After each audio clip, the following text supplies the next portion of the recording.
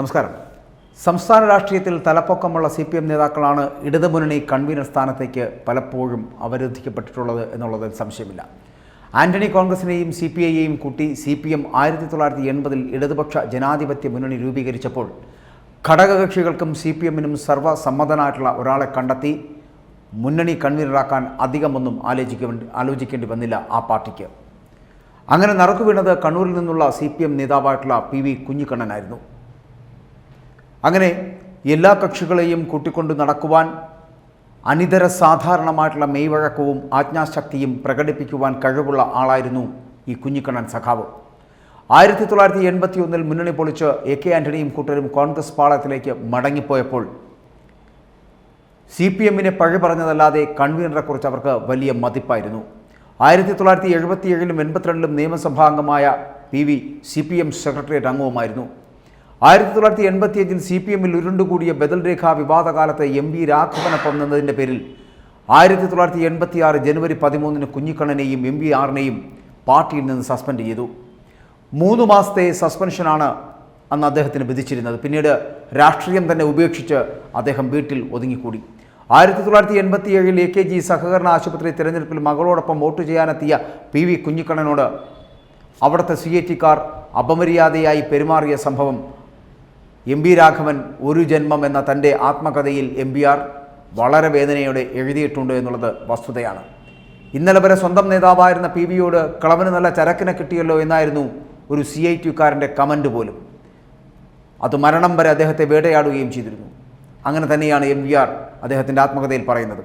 പാർട്ടിയുടെ ഉന്നത നേതൃത്വത്തിലായിരുന്ന അദ്ദേഹം പാർട്ടി കൽപ്പിച്ചു നൽകിയ ശിക്ഷ ഏറ്റുവാങ്ങി പരിഭവങ്ങളില്ലാതെ വീട്ടിലൊതുങ്ങി. 1999 ഏപ്രിൽ 9 ലോകത്തോട് വിട പറയുകയും ചെയ്തു. PV കുഞ്ഞിക്കണ്ണനെ കൺവീനർ സ്ഥാനത്ത് നിന്ന് 1986-ൽ പുറത്താക്കുമ്പോൾ ആ സ്ഥാനത്തേക്ക് പാർട്ടി ആദ്യം പരിഗണിച്ചത് MM റോളൻസിനെയായിരുന്നു. MM റോളൻസ് കേന്ദ്ര കമ്മിറ്റി അംഗവും തൊഴിലാളി രംഗത്ത് ദീർഘകാലത്തെ പരിചയവും ഉണ്ടായിരുന്ന ലോറൻസിനും കുഞ്ഞിക്കണ്ണൻ്റെ അതേ ഗതിയാണ് പിന്നീട് ഉണ്ടായത് എന്നുള്ളത് ചരിത്രം.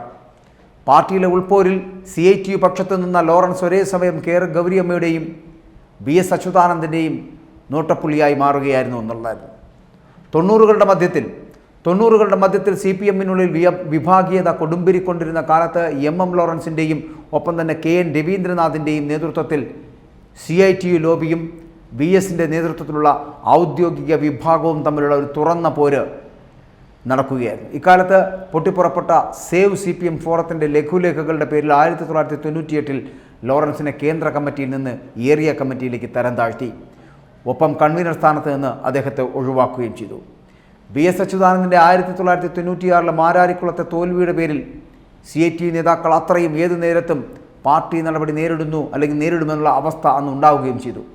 1998-ൽ പാലക്കാട് നടന്ന സംസ്ഥാന സമ്മേളനത്തിൽ വെച്ച് MM Lawrence, KN Raveendranath, IV Das, VB Cheriyan ഇത്രയും തുടങ്ങിയവരെ സംസ്ഥാന സമിതിയിലേക്കുള്ള തിരഞ്ഞെടുപ്പിൽ തിരിഞ്ഞുപിടിച്ച് തോൽപ്പിക്കുകയും ചെയ്തു. 12 വർഷം കൺവീനർ സ്ഥാനത്ത് തലയെടുപ്പോടെ നിന്ന് ലോറൻസ് സഖാവിൻ്റെ കൺവീനർ സ്ഥാനത്ത് നിന്നുള്ള മടക്കവും പടിയിറക്കവും എന്ന് പറയപ്പെടുന്നത് അങ്ങനെ അവിടെ പൂർത്തിയാവുകയായിരുന്നു.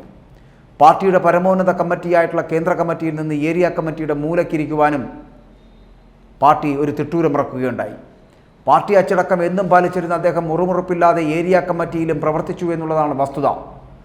പിണറായി വിജയൻ പാർട്ടി സെക്രട്ടറിയായി തുടർന്ന 18 വർഷക്കാലവും അദ്ദേഹത്തിൻ്റെ വലം കൈയായി നിന്ന ആളാണ് ഈ EP ജയരാജൻ എന്ന് പറയപ്പെടുന്നത്. 2016-ൽ പിണറായി മുഖ്യമന്ത്രിയായി ചുമതലയേറ്റപ്പോൾ മന്ത്രിസഭയിലെ രണ്ടാമനെന്ന പദവി വഹിച്ചത് EP ജയരാജനായിരുന്നു. ബന്ധുനിയമന വിവാദത്തിൽ നിയമസഭയിൽ നിന്ന് ഹ്രസ്വകാലത്തേക്ക് പുറത്തു പോകേണ്ടി വന്നുവെങ്കിലും അദ്ദേഹത്തെ മന്ത്രിസ്ഥാനത്തേക്ക് വീണ്ടും പെട്ടെന്ന് തിരിച്ചെടുക്കുവാനും സഹായിച്ചത് പിണറായിയോടുള്ള അടുപ്പത്തിൻ്റെ ആഴം കൊണ്ടായിരുന്നു എന്ന് വേണമെങ്കിൽ പറയുകയും ചെയ്യാം. 2021-ലെ തിരഞ്ഞെടുപ്പിൽ മട്ടന്നൂരിൽ സീറ്റ് നിഷേധിക്കപ്പെട്ടത് EPക്ക് വലിയ തിരിച്ചടിയായി.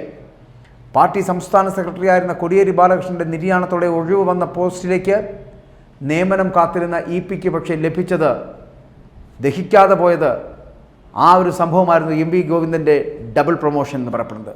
ഒറ്റയടിക്ക് പാർട്ടി സെക്രട്ടറി സ്ഥാനവും പോളിറ്റ് ബ്യൂറോ അംഗത്വവും ഗോവിന്ദന് വെള്ളിത്താലത്തിൽ വെച്ച് പാർട്ടി നൽകുകയായിരുന്നു. പാർട്ടിയിൽ തന്നെക്കാൾ ജൂനിയറായ ഗോവിന്ദൻ്റെ റോക്കറ്റ് വേഗത്തിലുള്ള ഉയർച്ചയിൽ EP എന്ന് പറയപ്പെടുന്ന EP ജയരാജൻ അതീവ ഖിന്നനായിരുന്നു. LDF കൺവീനർ സ്ഥാനം പിണറായി ഇടപെട്ട് നൽകിയെങ്കിൽ കൂടിയും അദ്ദേഹം പക്ഷേ ഒരിക്കൽ പോലും ആ സ്ഥാനത്തോട് മമത കാണിച്ചില്ല എന്നുള്ളത് ചരിത്രമാണ്. എം വി ഗോവിന്ദനുമായി നിസ്സഹകരിക്കുന്ന പ്രവണതയാണ് തുടക്കം മുതൽ തന്നെ ഇ പി ജയരാജൻ സ്വീകരിച്ചു വന്നതും. അദ്ദേഹം നടത്തിയ ജാഥയിൽ സഹകരിക്കാതെ കറങ്ങി നടക്കുന്ന ജയരാജനെയാണ് പാർട്ടി നേതാക്കളും അണികളുമൊക്കെ അല്ലെങ്കിൽ കേരള രാഷ്ട്രീയം തന്നെ കണ്ടത് എന്നുള്ളതാണ്. അറിഞ്ഞും അറിയാതെയുമൊക്കെ വിവാദങ്ങളിൽ ചെന്ന് ചാടുന്നത് പതിവായി തീർന്നു അപ്പോൾ ഇ പി ജയരാജൻ. 2022 മധ്യത്തിൽ നടന്ന CPM സംസ്ഥാന കമ്മിറ്റിയിൽ വെച്ച് പി ജയരാജൻ ഇ പിക്കെതിരെ അഴിമതി ആരോപണം ഉന്നയിച്ചു. ഇ പിയുടെ മക്കളും ഭാര്യയും നടത്തുന്ന ആയുർവേദ റിസോർട്ടുമായി ബന്ധപ്പെട്ട അനധികൃത സ്വത്ത് സമ്പാദനമാണ് അന്ന് ആ വേദിയിൽ ചർച്ചയാക്കിയത് പി ജയരാജൻ. ഇ പി പല ന്യായീകരണങ്ങൾ നടത്തിയെങ്കിലും അതാരും മുഖവിലക്കെടുത്തില്ല എന്നുള്ളത് സത്യം. ഇതിന് പിന്നാലെ റിസോർട്ടിൽ ആദായ നികുതി വകുപ്പിൻ്റെ റെയ്ഡും അന്വേഷണവുമൊക്കെ വളരെ ദ്രുതഗതിയിലുണ്ടായി.